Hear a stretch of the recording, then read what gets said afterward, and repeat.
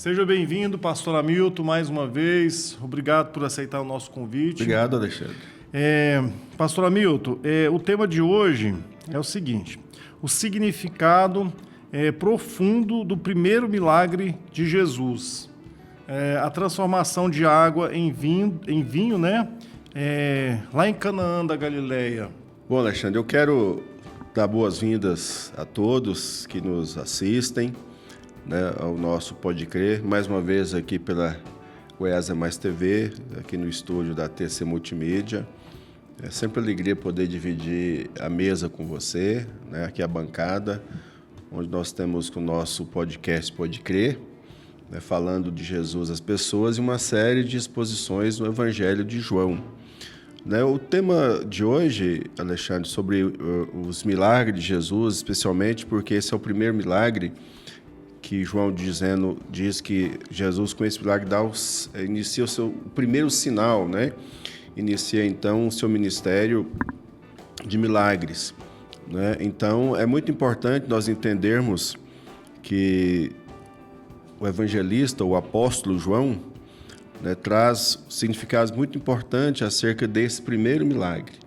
Algumas pessoas, ao abordarem o Evangelho de João capítulo 2, meu irmão Alexandre, dá ênfase, simplesmente mais a ênfase no casamento, né? Mas o texto tem muito mais a dizer para nós do que falar sobre o casamento. É claro que não deixando da importância do casamento, né? Jesus Cristo foi convidado para um casamento.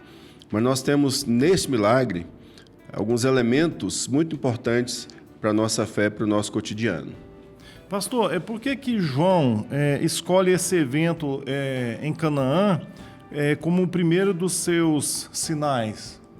Olha, se você observa no Evangelho de João, na verdade, João, ele basicamente trabalha 7 sinais ou 7 milagres de Jesus Cristo, de forma mais intensa, né? Diferentemente dos evangelhos ou dos evangelistas sinóticos, que é Mateus, Marcos e Lucas, há uma infinidade maior de milagres. No final, melhor dizendo, no final do seu evangelho, ele diz que Jesus realizou muitos outros milagres, sinais e milagres, né, que não estão registrados nesse livro, né? Ou seja, então tem uma quantidade maior de milagres. Mas João, especificamente, ele traz essa ideia de sinais, né? Então, sinais têm a perspectiva de apontar para alguma coisa, né? Então, aponta para o caráter de Jesus, para a identidade de Jesus, para a identidade de Deus, enquanto que o milagre é uma demonstração de poder, é um milagre ali em si sendo realizado. Então, o sinal, ele aponta para alguma coisa, né? Então, quando João usa a expressão que Jesus deu início aos sinais, então ele está apontando para algo mais do que o milagre ali que foi a transformar a água em vinho. Entendi. Pastor, onde está localizado Canaã da Galileia, né? E qual que é a importância de ser na Galileia e em um casamento? Olha, Alexandre, se nós olharmos para o Velho Testamento diz que a Galileia era desprezada, e de fato a Galileia era desprezada. Por isso ter sido em Galileia. Então vamos observar um mapa norte e sul. Então, o norte, quando houve a divisão no Reino do Norte, com a capital em Samaria, e Reino do Sul, com a capital em Jerusalém, o reino foi dividido no tempo de Roboão, que era filho de Salomão. Então, umas tribos ficaram ao norte, com a capital Samaria, e ao sul, Jerusalém, né, o Reino do Sul, com capital em Jerusalém. Então, a partir dessa divisão do Reino do Norte e Reino do Sul, passou-se a ter uma profunda divisão étnica, né? Porque quando a Assíria invade o Reino do Norte, leva pessoas para outros lugares e de outros lugares levam pessoas para o Reino do Norte. Então acabou tendo uma mistura de povos, né? Então o Reino do Sul, quando foi restaurado depois do cativeiro babilônico, então tinha essa ideia de que eles não se misturaram, que o Reino do Sul ficou puro, ao passo que a Galileia ficou miscigenada, ficou misturada. Aí você observa, por exemplo, também o próprio Evangelho de João e também em Lucas, quando fala do samaritano, né? Fala sobre samaritano. Evangelho de João, capítulo 4, João diz que os samaritanos e os judeus não se davam, né? E Jesus Cristo, ao falar acerca, ali na parábola do bom samaritano, enfatiza que o samaritano cumpriu a lei do amor, né? Acolhendo e cuidando daquele que fora assaltado e maltratado, né? Pelos ladrões ali pelo caminho. Então havia, nesse sentido aí, Jesus Cristo é chamado de o Galileu. Jesus, embora ele tenha nascido em Belém, que é sul, mas ele passou a sua vida, grande parte da sua vida, em Nazaré da Galileia, né? Então havia essa expectativa messiânica de que a Galileia seria exaltado, porque o Messias viria, né? É interessante, Jesus nasceu em Belém, mas a sua vida foi em Nazaré, que é a região da Galileia. Então havia em outra região, e essa região era desprezada pelos judeus ao sul, né? Então o milagre de Jesus em um casamento é muito significativo, é muito importante, né? A Bíblia fala muito sobre a união familiar, sobre a família, né? Logo no Gênesis, capítulo 3, fala sobre Adão e Eva, né? Sendo os dois uma só carne. Então Jesus Cristo foi convidado para um casamento. Isso é uma honra, era um privilégio dado a Jesus, dado à família de Jesus.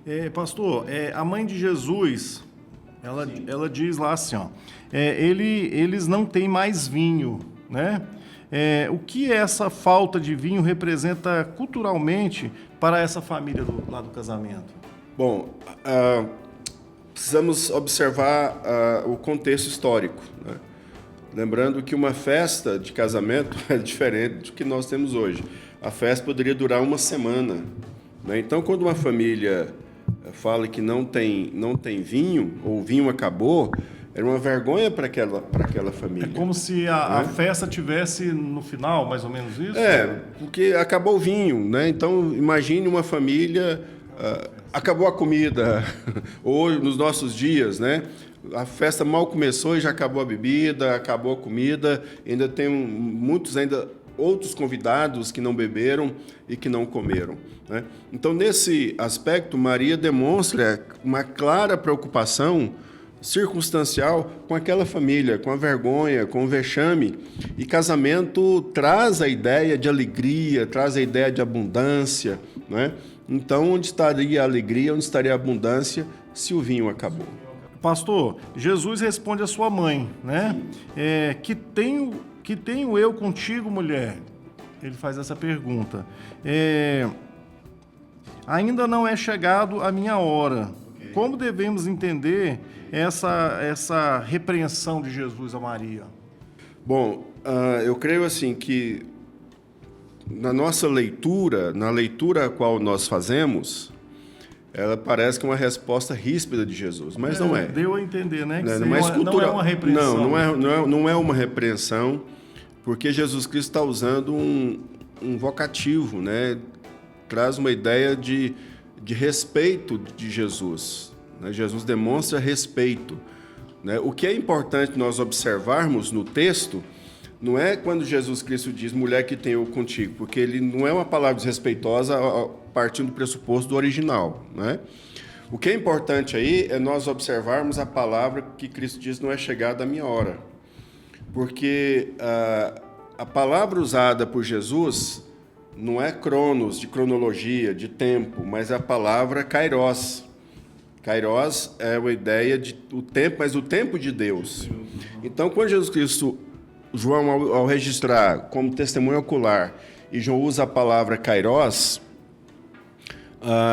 e em outros momentos, Jesus Cristo diz, ou quando Jesus Cristo estava sendo maltratado ou contraditado, nos embates dele com os judeus, João também registra, Jesus não foi preso porque não era chegada a sua hora. Quando Jesus Cristo é a hora, é o momento, aí Cristo diz, é chegada a hora do Filho do Homem ser entregue na mão dos escribas, fariseus, né, dos poderes. Então, quando Cristo diz, é chegada a hora, né? Então, claramente, não era o momento ainda de Jesus Cristo fazer o que tinha que ser feito. Não era o momento ainda. Então, por isso ele usa... Então, veja bem, o mais importante do que olharmos para a resposta de Jesus acerca da mulher que tem eu contigo, que no original não é uma atitude respeitosa de Jesus, o mais importante é observarmos a palavra de Jesus, não é chegada a minha hora. Chegou uma pergunta aqui para a gente, pastor.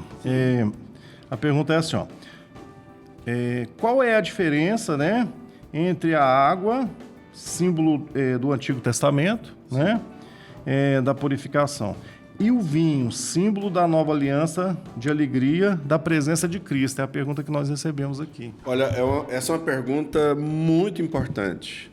Então vamos lá. Quando Maria diz, então... E muito bem elaborada. Elaborada essa pergunta, né? Muito interessante. Quando Maria, melhor dizendo, diz, fazei tudo que ele vos disser, né? Então, Maria está voltando o foco, a atenção para Jesus, fazer o que ele vos disser. Então, as talhas que foram enchidas, isso é muito importante nós observarmos aqui no texto, né? Então, ela falou aos serventes, versículo 5, capítulo 2, fazei tudo que ele vos disser. Verso 6, estavam ali 6 talhas de pedra, que os judeus usavam para as purificações, cada uma levava 2 ou 3 metretas. Bom, o que precisamos colocar em termos de medida, né? Cada talha dessa era de 75 a 110 litros de água. E essa água era usada para purificação, né? Então, fazendo a observância veterotestamentária, precisamos entender que a água poderia lavar o exterior, mas não o interior.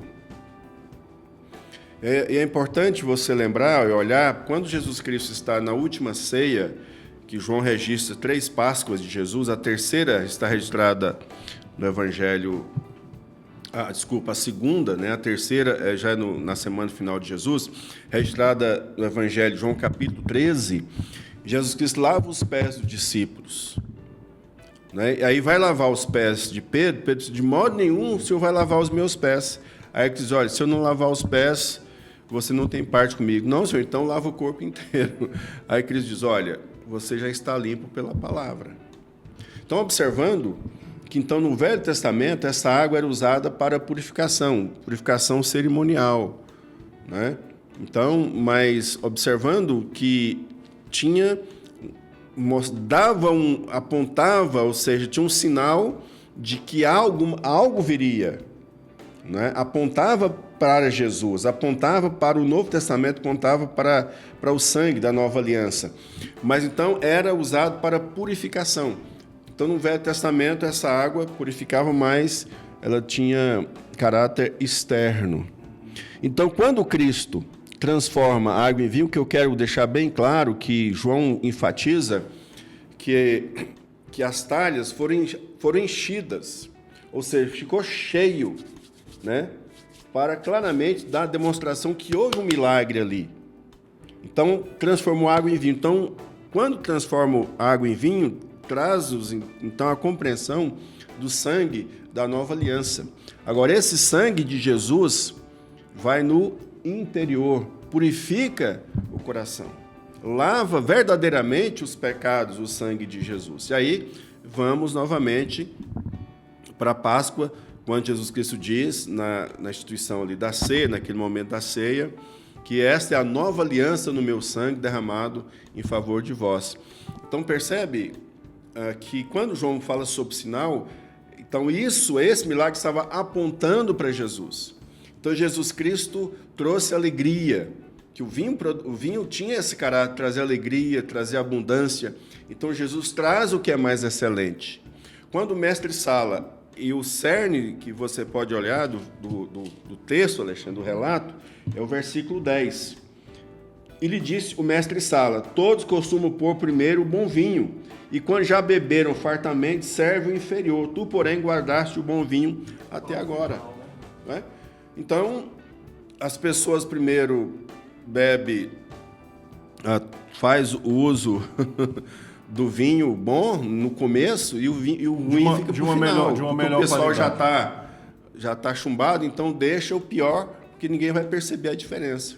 Mas Jesus, não. Jesus... Ele sempre tem o melhor, né, pastor? Sempre tem o melhor. E é em abundância. Então, claramente, essa ideia. Então, o Velho Testamento, a água purifica o que é exterior. Então, Jesus Cristo, transformando água em vinho, traz algo que é superior. O coração, com graça, com amor, com a misericórdia de Deus derramada por meio do sangue de Jesus Cristo. É muito bom, pastor. Ficou bem claro, né? Para as pessoas entenderem. Porque às vezes eu percebo assim, tem aquela passagem de água e que se transforma em vinho, né? E às vezes as pessoas não entendem o significado. E as pessoas dão a ênfase no casamento. Não estou dizendo que o casamento não seja importante ali. Os dois são importantes, mas a transformação de água em vinho teve um significado de extrema importância. Então, tanto é que a palavra que João usa para sinais é semeiam, né? Que é algo mais profundo, interessante, que sempre aponta para o caráter de Deus, aponta para o caráter de Jesus. Não é? Então, nós temos milagre, mas isso aí João diz que sinal, os sinais mostrando claramente a vinda do Filho de Deus, mostrando o caráter do Filho de Deus, mostrando a glória do Filho de Deus. Maravilha. Pastor, e tem mais pergunta aqui, ó. A próxima pergunta, para que o senhor traga os esclarecimentos necessários, diz assim, ó. O milagre é realizado de forma discreta, sem show, né? Sem glamour. Porque esse estilo é característico dos sinais de Jesus em João? Olha, muito diferente dos nossos dias, né? Hoje as pessoas preferem o show, preferem o glamour. E aqui ele faz, né? Sem o show, né? E o Evangelho de Marcos, ao tratar de... Eu estou dizendo, se referindo a outros milagres, né? E quero especificamente me referir ao Evangelho de João. Desculpa, o Evangelho de Marcos. Alguns milagres de Jesus realizados por Marcos, registrado em Marcos, melhor dizendo, Jesus pede, não conta para ninguém. Não conta para ninguém. Vai lá e mostra o sacerdote. Quando Jesus Cristo vai até a casa de Jairo, a menina estava morta, Jesus só permitiu que fosse o pai e a mãe do menino, Pedro e João. Né? Então, Jesus Cristo realizava muitos dos seus milagres de forma particular, sem alarde. Ele não chamava a multidão para que ele presenciasse. Tanto é que João, ao registrar, você vê que Maria chama Jesus à parte. Depois, o mestre Sala fala para o noivo à parte. Né? Então, isso é muito importante nós observarmos essa diferença, né, das ações de Jesus. Né? Porque o que importa para mim não é o momento que, como diz, o glamour daquela época, mas o que importa para nós hoje, o que isso traz para o meu coração, né, para a minha vida, para a transformação da minha vida. Maravilha, pastor. E continuamos aqui com as perguntas, viu, pastor? A próxima pergunta que nós recebemos aqui pediu para o senhor esclarecer o seguinte, ó. João usa a palavra sinais. Sim. Ao invés de milagres, né? Qual a diferença teológica? O que esse sinal estava apontando aí nessa ocasião, né, pastor? Sim, é o que eu disse para você, né? Que os sinais sempre aponta para algo que está à frente, sempre aponta para algo mais profundo de significado. É o que eu disse para você acerca da água, esse sinal. Então, a água purifica o que é exterior, né? E e transformar a água em vinho, né, traz aponta para Jesus Cristo, o sangue de Jesus, da nova aliança, que purifica o coração, né, o interior, por meio da graça. Então, o milagre demonstra sempre ali o poder. E sendo Jesus Cristo tido como profeta, né, uma das credenciais que autenticavam o ministério de alguém, o ministério de um profeta, eram os sinais, eram os milagres. Então, João opta pela palavra sinal para demonstrar essa identidade de Jesus, esse caráter de Jesus, essa glória de Jesus, aquilo que sempre apontava para algo mais. Mais uma pergunta, pastor. Podemos interpretar o milagre de Canaã como um prenúncio, né, da alegria messiânica e da plenitude que Cristo traz? Né? E por quê? Olha, é interessante, é importante, é glorioso observarmos que Jesus Cristo, ele sempre tem o que é mais excelente. Boa pergunta, né, pastor? Jesus Cristo sempre tem o que é para nós glorioso.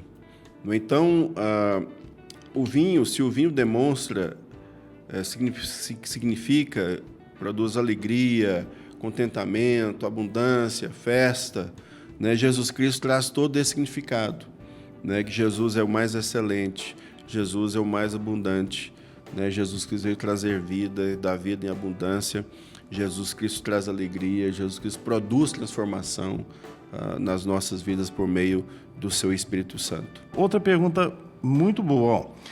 Há uma interpretação que vê Canaã como uma substituição de uma religião de rituais vazios? Olha, se eu partir do pressuposto que demonstrei para você assim, acerca das talhas, sobre isso. Acerca das talhas, né, das talhas que foram cheias, com 75 a 110 litros cada talha daquela, né, simbolizava a ideia do Velho Testamento. Então nós temos que ir por esse caminho, né, que a transformação em vinho é algo novo, é algo glorioso, é algo excelente, né, que simboliza para nós mais do que Canaã no sentido do que foi colocado, né, no sentido que foi colocado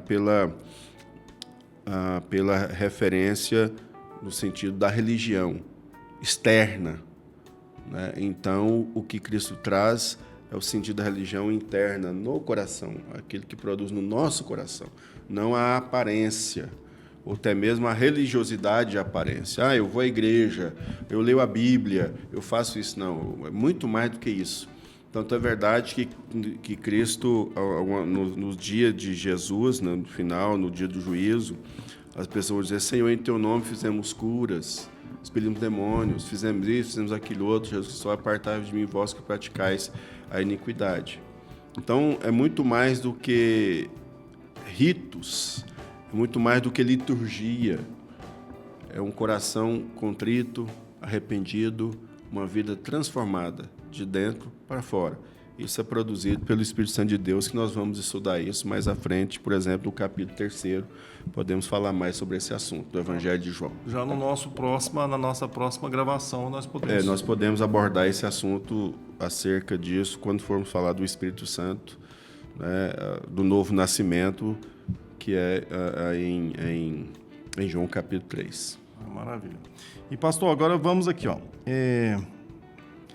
Infelizmente, nós já estamos partindo aqui para o final de hoje, né, pastor? Mas o final de hoje significa o início do próximo podcast, né? Agora vamos lá. Para quem se sente em um casamento, veja bem, num casamento sem vinho. Sem vinho significa sem vinho, sem interior, alegria, né? Ou sem contentamento no casamento. Em uma situação de escassez, tristeza ou falta de alegria. Essa palavra final, o senhor daria com base em João 2, 1, versículo 11? Com este deu Jesus princípio a seus sinais em Caná da Galileia, manifestou a sua glória e seus discípulos creram nele. Olha, é muito importante essa questão aqui, porque, como eu disse, os sinais demonstra o caráter de Jesus, no caso aqui, o caráter de Jesus, a glória de Jesus. Então, esse sinal aponta para Jesus, né? Então, os discípulos creram em Jesus. Então, esse milagre, esse sinal da transformar água em vinho, mostrava para os discípulos, apontavam para Jesus, para que os discípulos pudessem observar e ver que ali era Jesus, o Filho de Deus, a glória de Deus sendo manifesta, Jesus Cristo sendo o alvo e o objetivo e o propósito a qual eles deveriam buscar, né? Então, Jesus é o alvo, é o objetivo, né? Então, o sinal era para suscitar fé no coração dos discípulos, que a glória de Jesus estava sendo demonstrada, como o próprio texto diz. Quando a gente faz essa observância, trazendo para o casamento, que é o nosso propósito e objetivo também é trazermos uma aplicação prática para o dia a dia, de fato, nós precisamos de Jesus Cristo no casamento.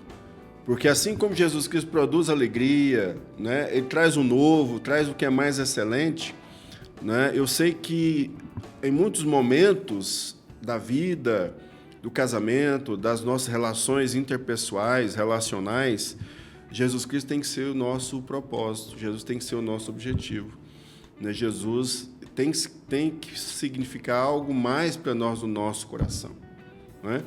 E olhando mais, Alexandre, sobre festas, né? Quantas festas bonitas de casamento a gente vê a entrada dos noivos, os pajens, né? As testemunhas, o glamour do casamento, né? As orquestras, os cânticos, todos voltados ali, tem uma palavra do pastor, ou a palavra do padre, ou quem oficia o casamento religioso com efeito civil, casamento religioso com efeito civil, né? É muito bonito. Mas o dia a dia, pós-casamento, pós-festa, pós-lua de mel, muitas vezes o dia a dia é duro, é árido, é cheio de aflição. Então, precisamos compreender e voltar os olhos para Jesus, que Jesus pode trazer essa alegria. Jesus pode trazer essa bênção, Jesus pode trazer essa restauração, esse prazer, essa alegria, esse contentamento no casamento. Então, Jesus Cristo está disponível. Aquele que anseia, aquele que deseja trazer Jesus para perto de si e trazer os conceitos, princípios e valores de Jesus para perto de si, no seu coração, para a sua casa, para o seu casamento, para a sua família. Essa é a palavra que eu gostaria de deixar. Maravilha, pastor. E ficamos por aqui, já deixamos o convite para você voltar no próximo, né? Joia. Para uma outra palavra também maravilhosa como essa. O próximo nós vamos falar sobre os vendilhões do templo, ontem e hoje. É um assunto bem complexo, mas muito atual. Eu quero agradecer a você que nos assiste, que nos dá o prazer da sua audiência. Né, Alexandre? Nunca devemos... A gente tem que sempre trazer a lembrança, olha, curta, comente, compartilhe. Eu sei que você tem amigos, né? Compartilhe com pelo menos 5 pessoas, né, o nosso programa, o nosso podcast, o nosso Pode Crer. Né? Quero mandar um abraço para a nossa querida doutora Natália. Né? Logo, logo estaremos gravando com a doutora Natália temas importantes também, muito pertinentes para a nossa vida, para o nosso dia a dia. Então, um grande abraço. Deus abençoe. Pastor, só aproveitando, quando nós falamos assim, curta e compartilha, para que você curta, porque você gostou, né, da nossa exposição da palavra. Dê um like. E essa questão de compartilha, é para você compartilhar essa palavra maravilhosa que foi... Com pelo menos 5 pessoas, né, que foi deixada aqui pelo senhor, que deve ser transmitido para várias outras pessoas, né? E aí até o próximo, o convite já fica feito aqui para o senhor, viu, pastor? Ok, obrigado, eu agradeço. Obrigado, senhor. Até a próxima.